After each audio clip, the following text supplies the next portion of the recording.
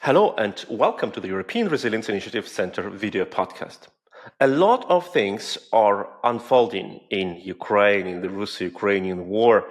The Russian offensive should be planned for this summer, as we all heard about. The Russian troops are grabbing more territory in the Sumy oblast of Ukraine, but at the same time, the Ukrainian SBU intelligence service has conducted a brilliant operation striking four, at least, strategic aviation military bases in Russia, destroying up to 40 strategic bombers, as Ukrainians claim, in an unprecedentedly successful attack wide across country. Russians were practically unprepared and helpless, looking how their strategic bomber fleet is vanishing in front of their eyes. Now the peace talks are ongoing in the Turkey. So a lot of things are going on, and each of these developments can dramatically change the outcome of this war. To sort these things out, we have invited Dr. Gustav Gressel to this conversation. Gustav Gressel is a researcher at the National Defense Academy in Austria, in Vienna, and person who is familiar to everyone who follows the development of the Russo-Ukrainian war. I stress we are recording this interview on Monday, the 2nd of June. As we decided to record this interview, we wanted to concentrate on the Russia's goals in this summer offensive, but yesterday's events have put everything into their shadow. Russia's strategic bomber fleet burning. What is the significance of that? Well, first, of course, I would not underestimate the moral significance for that, because Ukraine was pounded by Russian drones and Russian missiles basically around the clock in the previous half years, without any day passing by that there is no drone, at least drone attack. And of course, to strike back at this force that is hurting Ukrainian civilians and cities on a daily basis is something that is, of course, an enormous redemption for Ukrainians. It's sort of and moral is important in a war.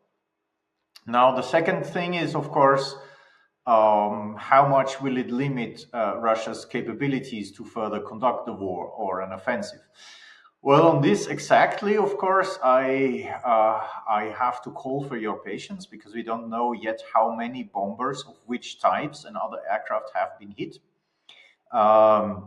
We, of course, know that these bombers are extremely rare aircraft. So despite the sort of self-portray of Russia as the sort of big, on parity with the US nuclear power, Russia operates a few bombers, in fact. So let's start with Tu-160.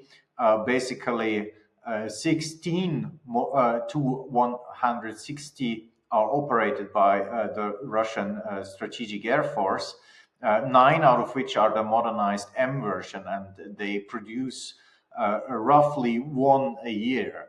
So, of course, any loss in this category is a big loss, and they are sort of a main carrier also for the Ha-101 cruise missile.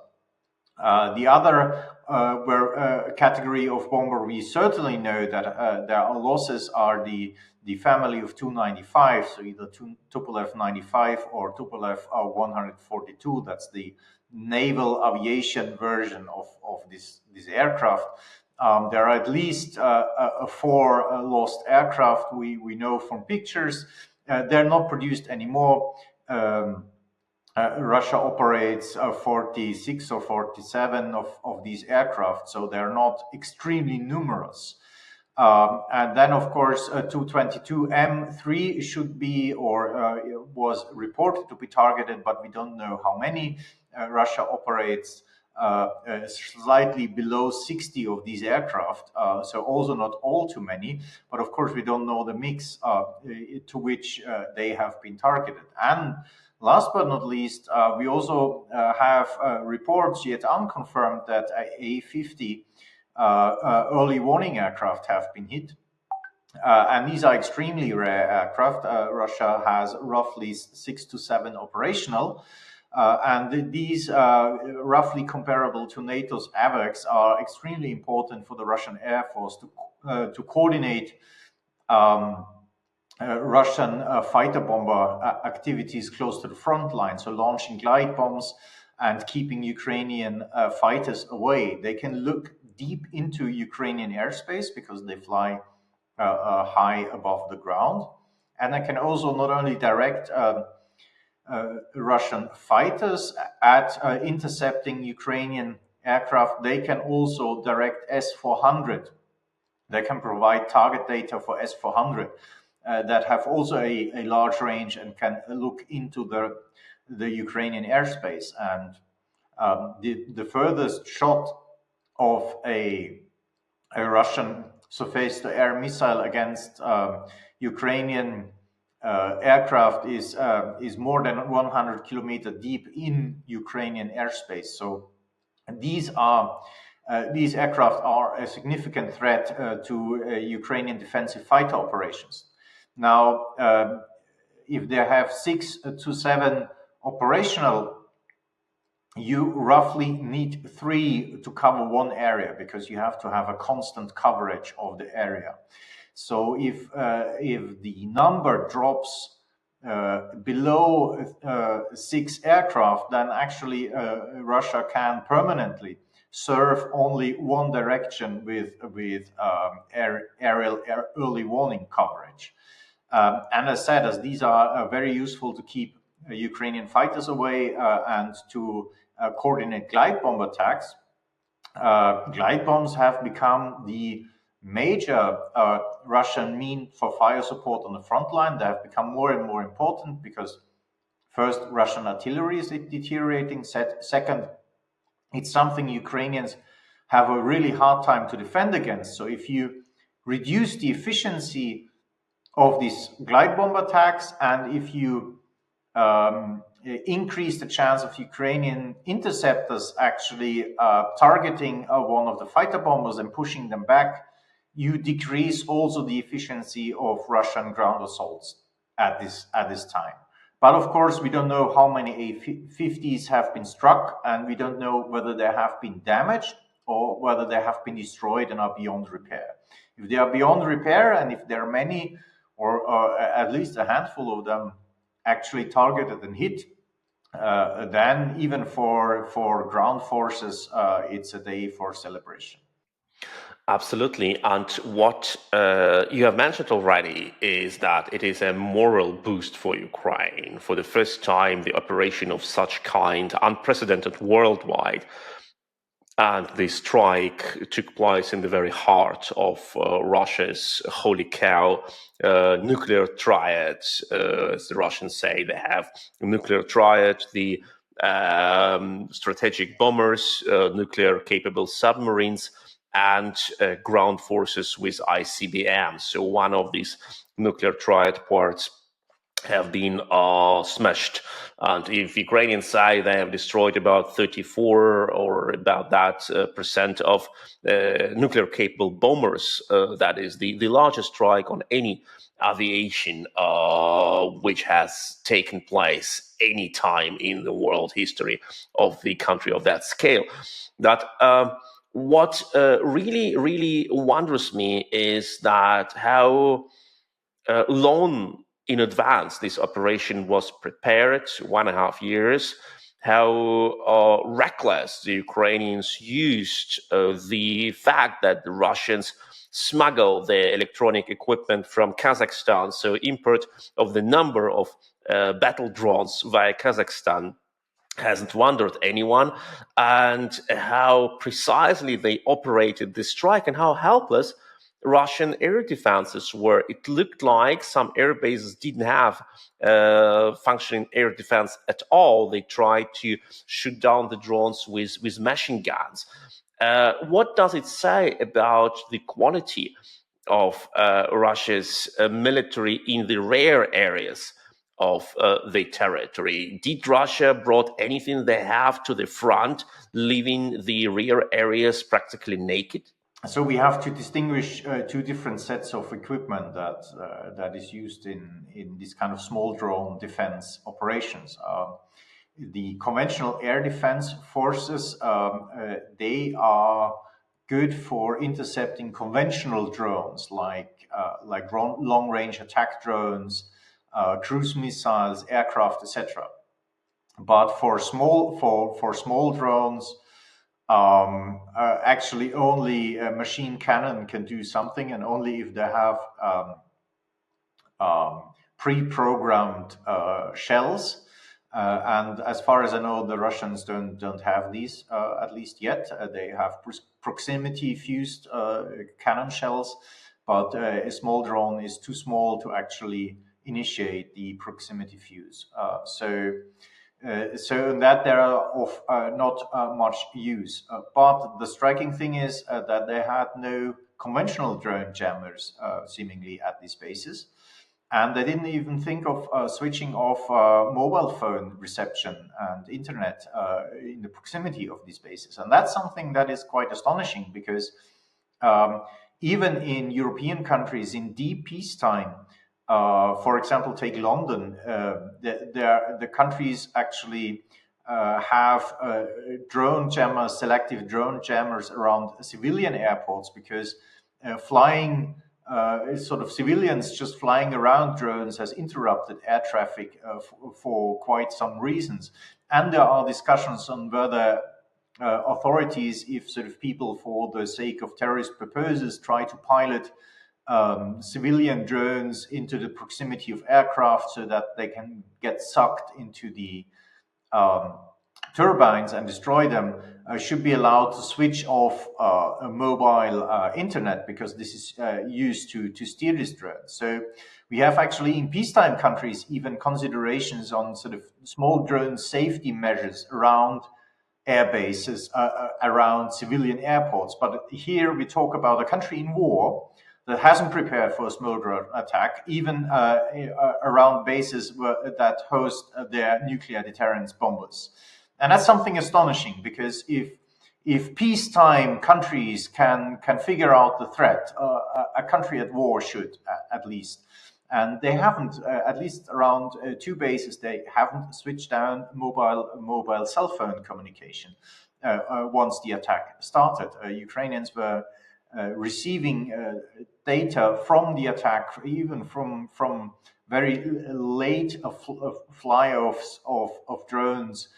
They got perfect figures, pictures and footage.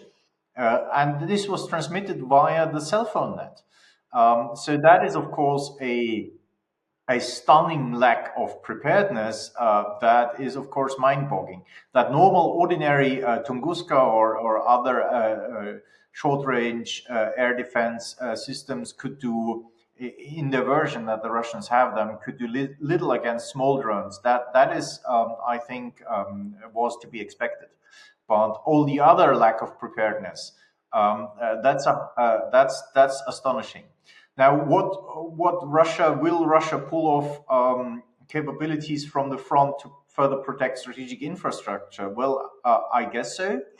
And on this, to localize Ukrainian drone operators, Russians have put a lot of emphasis to develop new electronic homing equipment to locate precisely where Ukrainian drone units are and where the teams have their hideouts, to locate them and to then strike them with glide bombs or with drones. So this equipment is fairly new. It made an appearance basically since April, May, and since then also Russians have an easier time at the front. You see faster progress, so it has an impact. Now, if they have to pull out these kind of specialist electronic warfare guys who have the equipment to localize Ukrainian drone units to protect strategic infrastructure in the rear, then of course this again weakens the Russian summer offensive. But we'll have to see how much they do that and to what extent. But it's certainly a thing that might well happen and that Russians might well have to do, because yeah, it's pretty embarrassing to lose strategic bombers on this scale. What I have heard from one of a good friend of mine who is pretty familiar with Ukrainian underground operations in Russia-occupied parts of Kherson and Zaporizhia region, he said that the level of resistance of Ukrainians in the occupied territories demands from Russia a lot of presence of FSB officers and other counterintelligence officers on the ground, which they naturally bring from Russia. So the fact that there is Ukrainian resistance in the south and the east of Ukraine on Russia-occupied territories means that counterintelligence operations in Russia's backyard are not possible to the extent they needed it to prevent infiltration by the Ukrainian services. But what I wanted to ask you, and to finish this marvelous part of the Ukrainian military superiority in this discussion, is can we expect that Russia now will send more Shahed drones to Ukraine to compensate the lack of cruise missile launching platforms? Or will they just try for the first weeks to send whatever they have, ballistic missiles, cruise missiles, to show, oh, nothing happened, we are not harmed, we are as good as we used to be? Well, I guess they will try to mount a reaction that shows some sort of strength. So maybe if they can clonk together another Oreshnik, they might launch it, or they might launch again more cruise missiles, because they still have some carrier means and of course ground launched ballistic missiles. The thing, of course, I might also expect, for example, that they will try to target the centers of the Ukrainian intelligence service as a kind of gesture of retaliation. We have seen that in the past as well, that after quite successful Ukrainian operations in the past, that an island in the Dnieper suddenly came to the attention of the Russian missile forces. But then again, Kiev is quite well defended, so let's see on that. Otherwise, sort of their large Shahid drone campaign, of course, is because they now produce a lot of these munitions. And if you look at the dates in which the subcomponents have been manufactured, basically, the Russians never fire missiles or drones that are particularly old, so they don't save much of their stuff. They fire it, and if the order of firing increases, usually it's a change in production numbers and scale. But at least until now, actually, Russia has fired less cruise missiles than it produces. And I think that the aim was to start to exhaust Ukrainian air defense with drones and fire as many drones till Ukraine is low on IRIS-T and other systems, and then hammer them with cruise missiles because sort of the defenses are down and they have the maximum effect. This is why Ukraine tries to shoot down or jam the Shahid drones with all means possible, short of qualified air defense missiles. So, for example, electronic warfare means that by now the largest share of Shahid drone type projectiles are actually jammed and crash because of a malfunction, electronic malfunction or loss of control. Unfortunately, the Russians made progress in hardening the steering system of these systems and also flying a bit higher to make it more difficult for Ukrainians to do that. But still, it's still the largest share of downed Shahid drones. And Ukrainians are developing remote-controlled machine gun turrets, laser systems, etc., innovative platforms and weapons to shoot down these kind of drones with the cheapest means possible. With a laser, you basically just need a generator and expend electricity on that, but you do not have a problem in in refueling. Also, they try to employ helicopters, aircraft, etc., against these Shahed drones in order to not have to expend Iris-T or Patriot or NASAMS, etc. So this is basically the battle that is ongoing now. It's just like on the ground, it's a battle for attrition, and Russia hopes that it can outbuild the West in missiles. And unfortunately, of course, with American politics being a bit wavery at the time, they have new hopes that they might succeed with this tactic. Absolutely. And now let us stick to another huge topic after this Ukrainian success of decimating Russian strategic air forces. We have a development which is much worse and much sadder, so to say.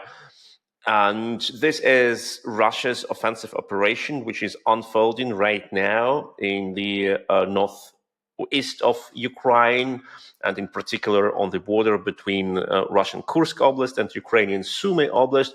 We all remember the glorious time when Ukraine, in the bold move, has occupied a part of Sumy Oblast, or part of Kursk Oblast, sorry, creating a sort of a buffer zone for Sumy and capturing Russian city of Suja and some others, endangering Rilsk, and even trying to move further direction Kurchatov and Kursk.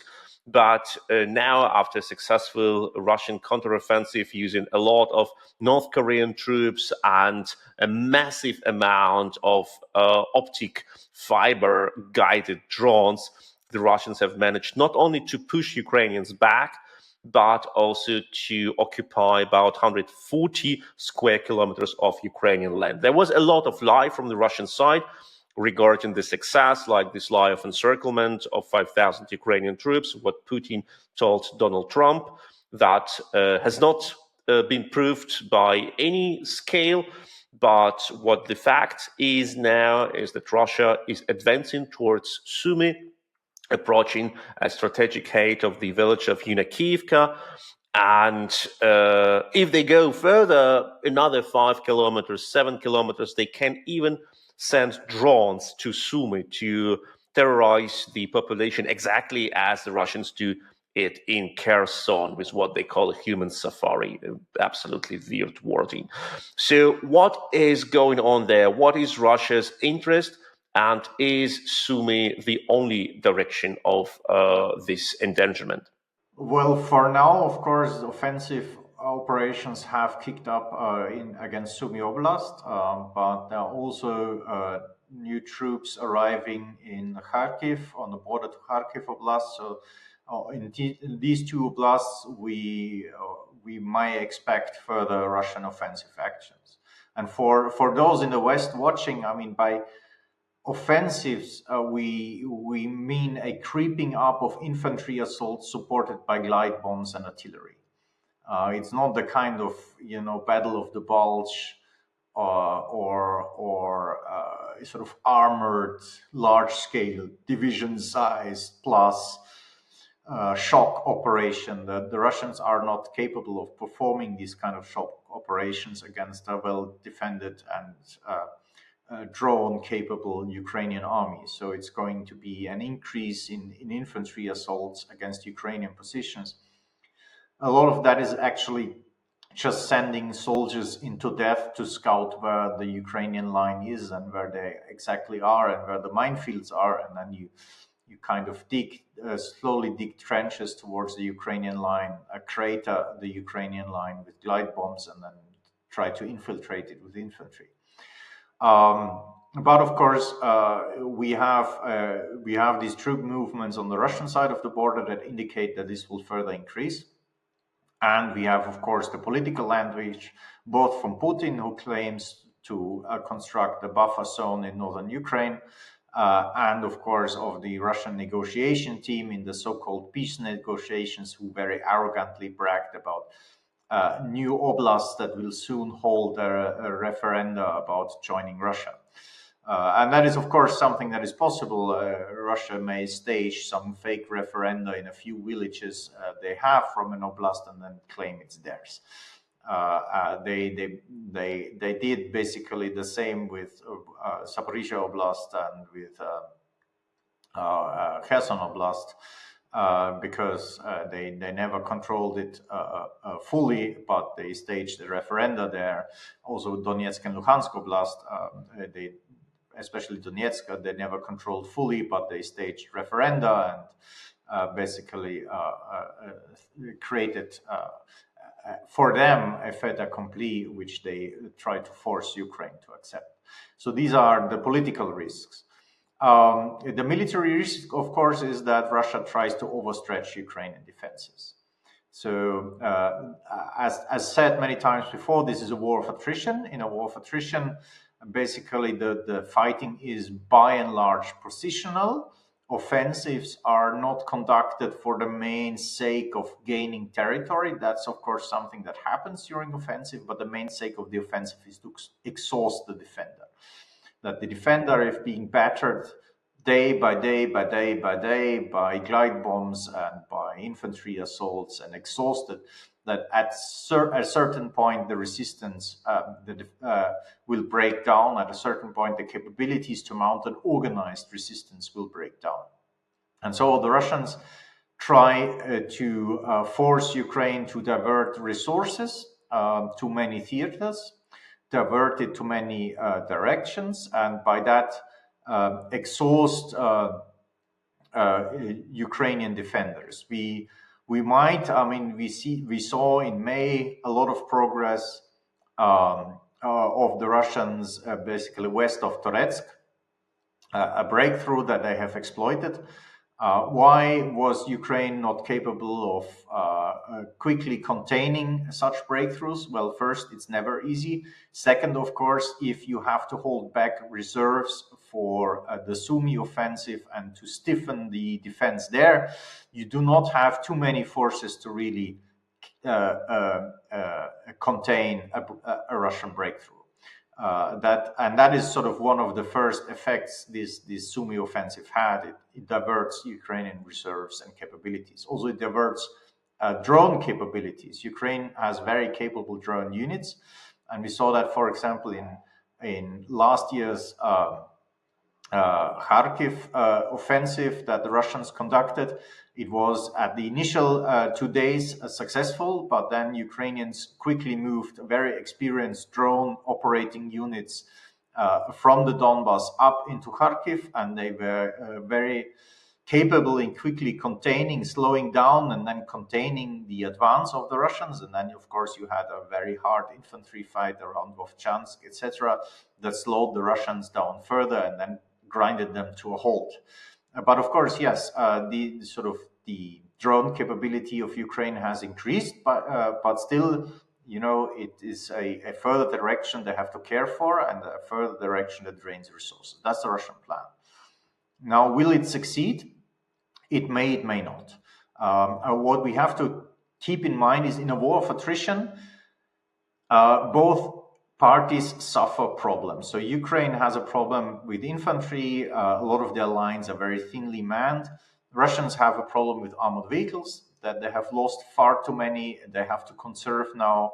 They're using civilian vehicles that induce a much higher casualty rate when bringing people to the front line and sort of carrying assault parties forward. But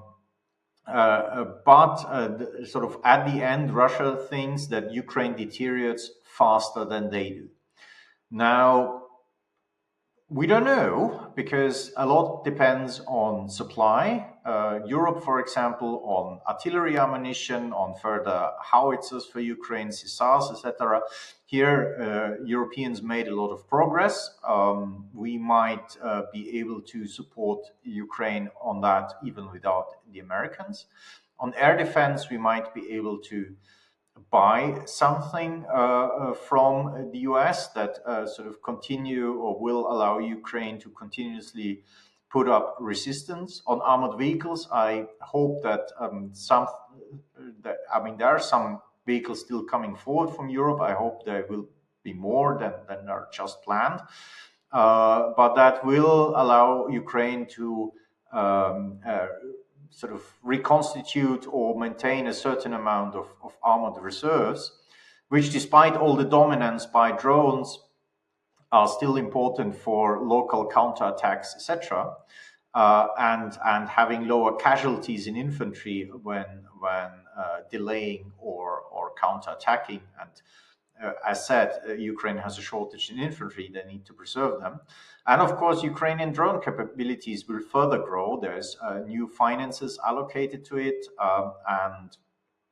and Ukrainian drone production will grow.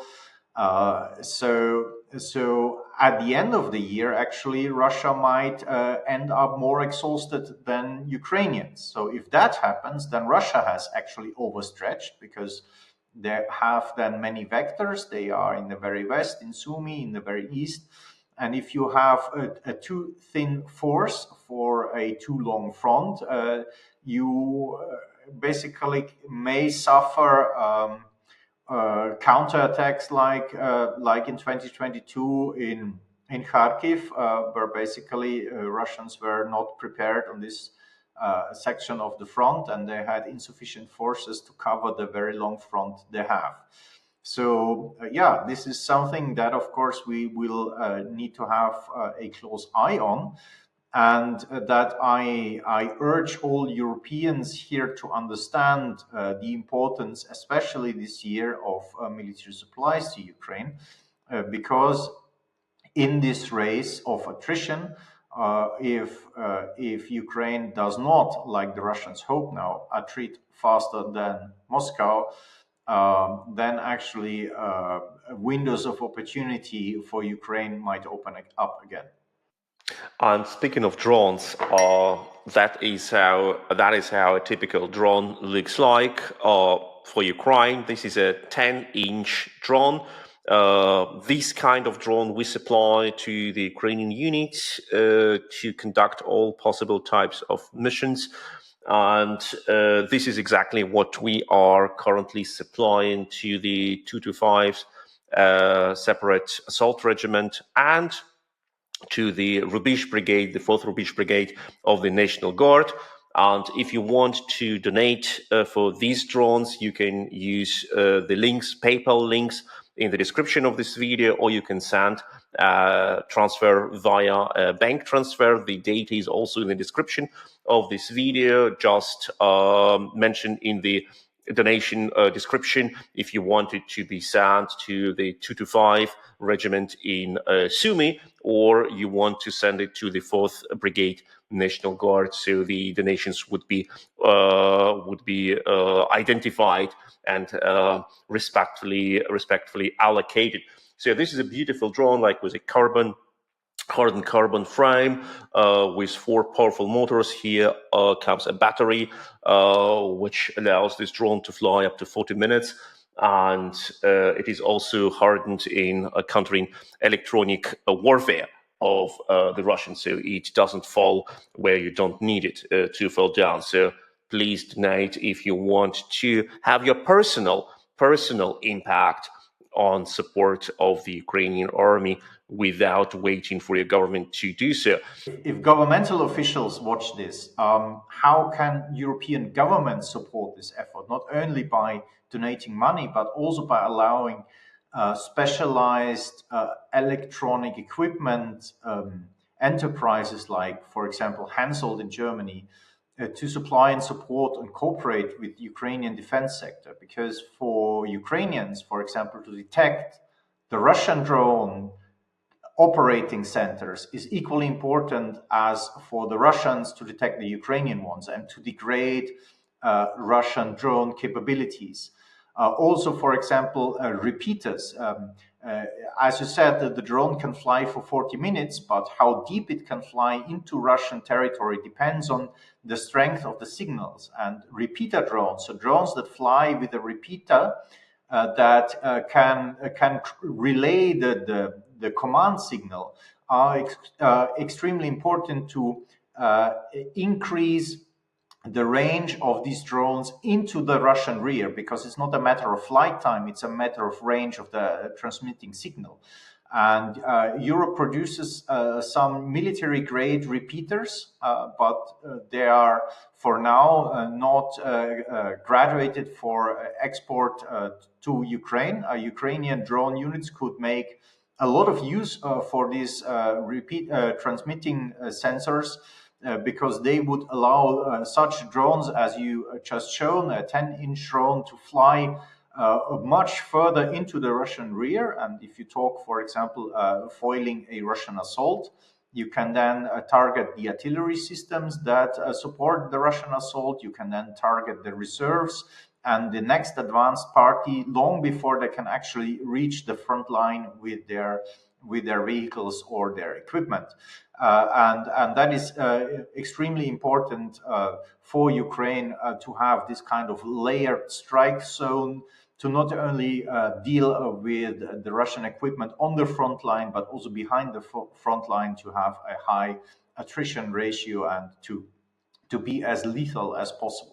Exactly. And we know on this competition of technology and supply chains, we know how China, for example, bans export of certain goods to the countries from where they believe the goods go to Ukraine, how China practically stands technologically on the side of Russia, and many producers of equipment, exactly as you said, for military grade repeaters in the West, surprisingly say, okay, our governments do not allow us to send these goods to Ukraine, despite the fact that Ukraine fights not only on our side, fights instead of us.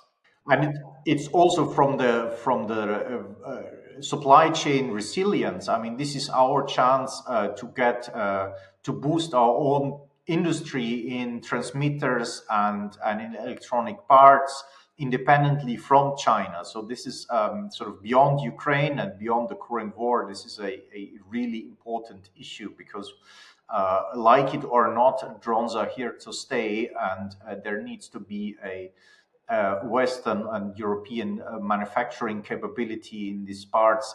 And now we actually have the chance to, via supporting Ukraine, to also build up this sector and increase the effectiveness and also give a testing ground and a proving ground to these systems and components that we produce here. This is critically important for any future defense of the continent. And talking about the development, of course, we don't have a device which predicts the future, but looking at the balance of the powers and looking at the situation on the ground and the attempts of both sides to find some sort of a negotiation solution, despite the fact I personally do not believe that Russia is interested in any solution. I think they much more pretend to be willing to find a compromise, to accumulate power, to undermine Ukraine from within and to strike again later. But it looks that they don't have now power to take what they want to take, and they want to take a lot.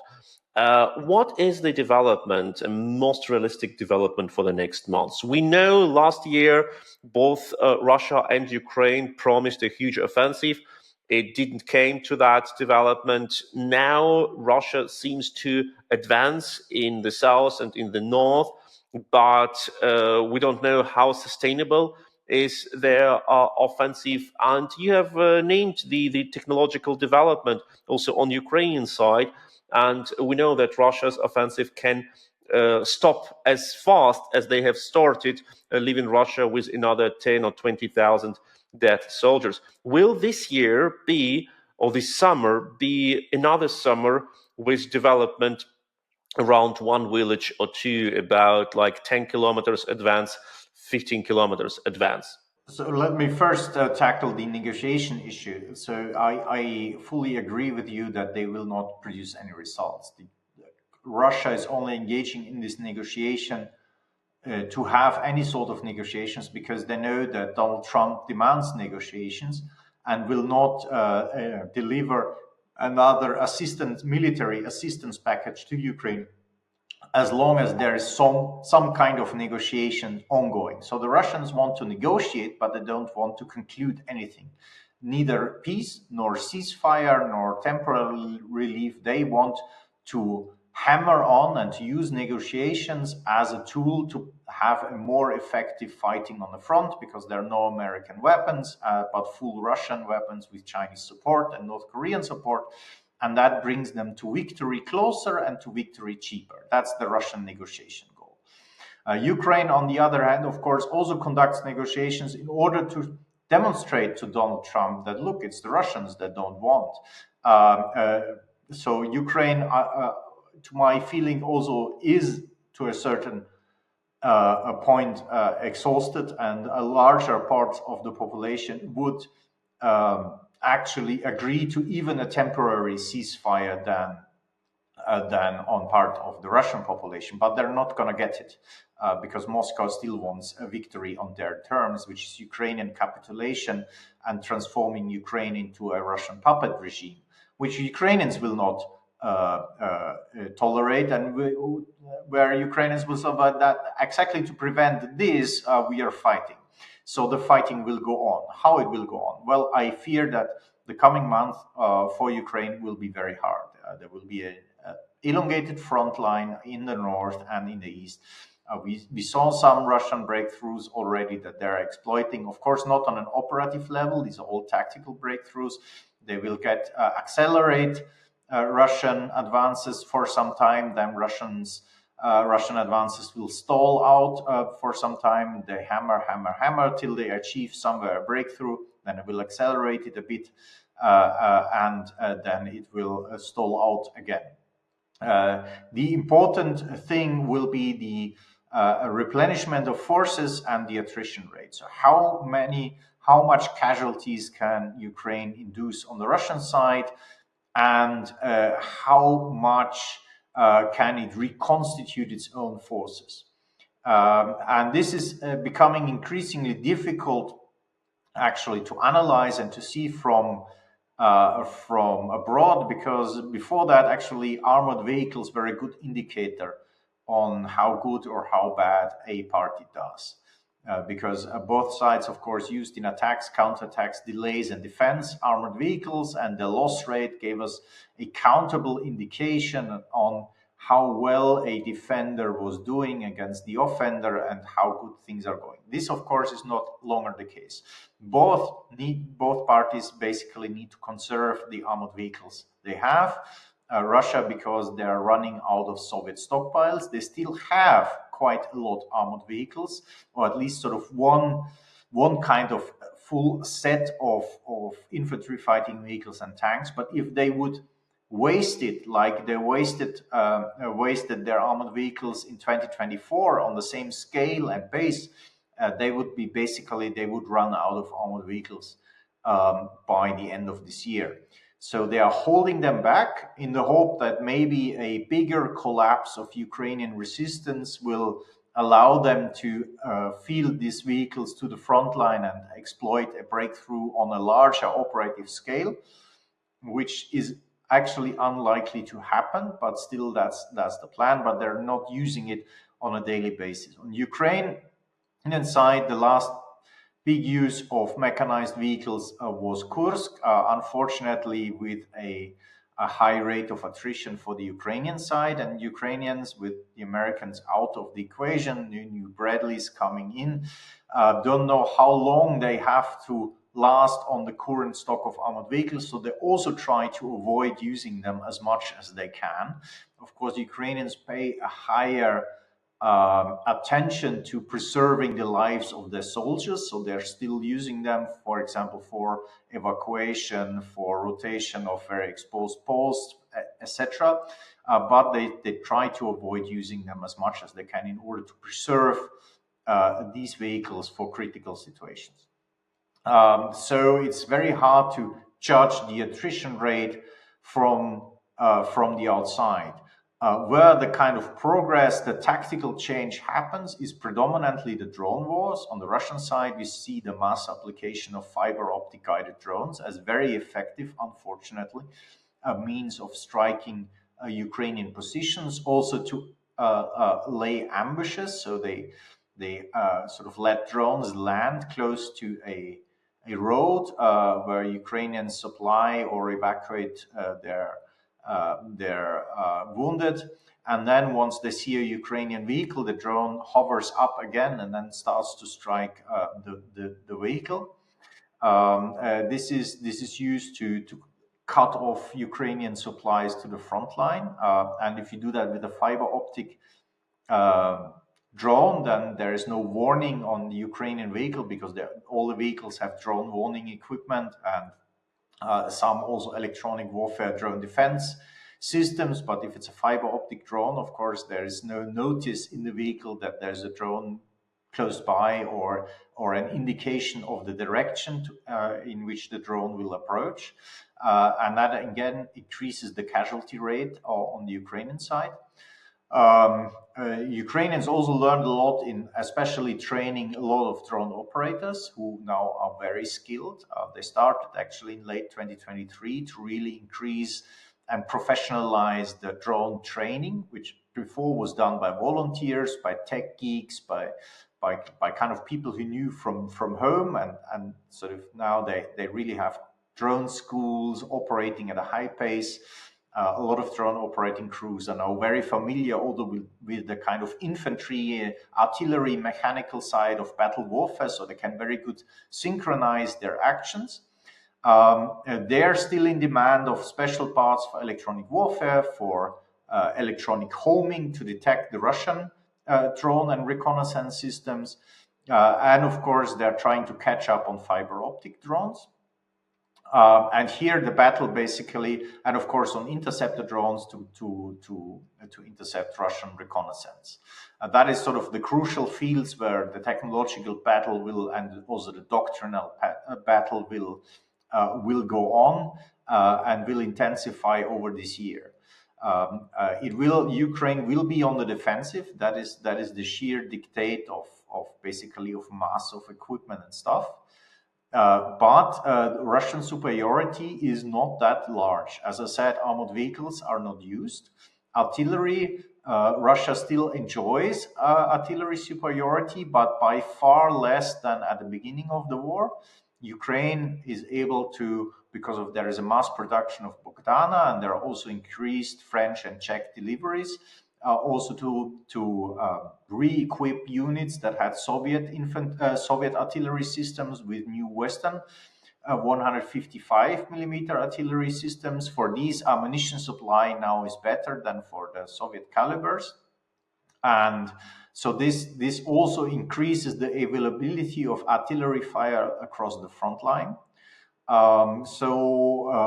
The chances for Ukraine to attrit a lot of Russian forces is of course there, and on this basically we will see where we are in autumn going into the winter, and again, if the Russians overstretch themselves, they might be in a vulnerable situation. However, that is autumn, the earliest. Before that, Ukraine will be very hard pressed on the defensive. Absolutely. And we all remember there were some successful offensive operations by the Ukrainians in the autumn, like the liberation of Kherson, which took place in November. But out of very simple logistic logic, summer offensives are the most easy ones, allowing the army to operate without facing the problems like mud or like problem with the frost, etc., etc. And speaking of being overstretched, Ukraine needs drones. Ukrainian units need drones. That's why don't forget to donate for production and supply of the drones for the Ukrainian operators. And you can find the links and information on the donation in the description of this video. And in this particular campaigns, we raise donations for the 225th Separate Assault Regiment in the Sumy region, and for the 4th Brigade of the National Guard, Rubish, one of the most legendary Ukrainian brigades, which defended back then in February 22 airport Hostomel, practically crushing the Russian plans to take Kyiv within 72 hours and to win this war. at least on the PR and diplomatic level.